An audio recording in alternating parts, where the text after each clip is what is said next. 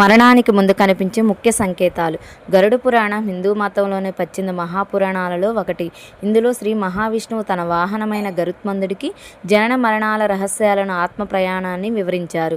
గరుడ పురాణంలో మరణానికి ముందు కనిపించే సంకేతాల గురించి తెలిపిన పూర్తి వివరాలు ఇక్కడున్నాయి. గరుడ పురాణం ప్రకారం మరణం అకస్మాత్తుగా రాదు. దానికి ముందు కొన్ని సంకేతాలు కనిపిస్తాయి. ప్రతిబింబం మాయమవడం, మరణం సమీపించిన వ్యక్తికి నీరు, నూనె, నెయ్యి లేదా అద్దంలో తన సొంత నీడ లేదా ప్రతిబింబం స్పష్టంగా కనిపించదు.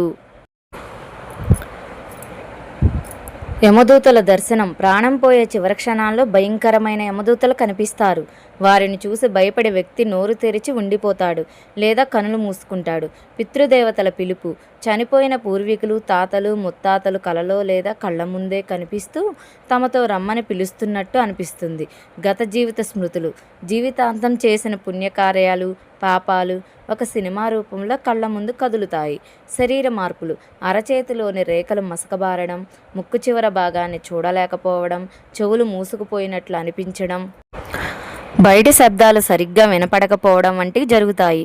అగ్నిద్వారం ప్రవేశం. మరణానికి దాదాపు గంట ముందు ఒక రహస్యమైన ద్వారం కనిపిస్తుంది. అందరికీ ఇది బగబగ మండే అగ్నిలా, కొంతమందికి కనిపింటే పుణ్యాత్ములకు ప్రకాశవంతమైన వెలుగులా కనిపిస్తుంది. మరణానంతరం ఆత్మ ప్రయాణం. మొదటి 13 రోజులు. చనిపోయిన తర్వాత ఆత్మ 13 రోజుల పాటు తన ఇంటి పరిసరాల్లోనే తిరుగుతుంటుంది. అందుకే ఈ 13 రోజులు గరుడ పురాణం పఠించడం వల్ల ఆత్మకు మోక్షం లభిస్తుందని నమ్ముతారు.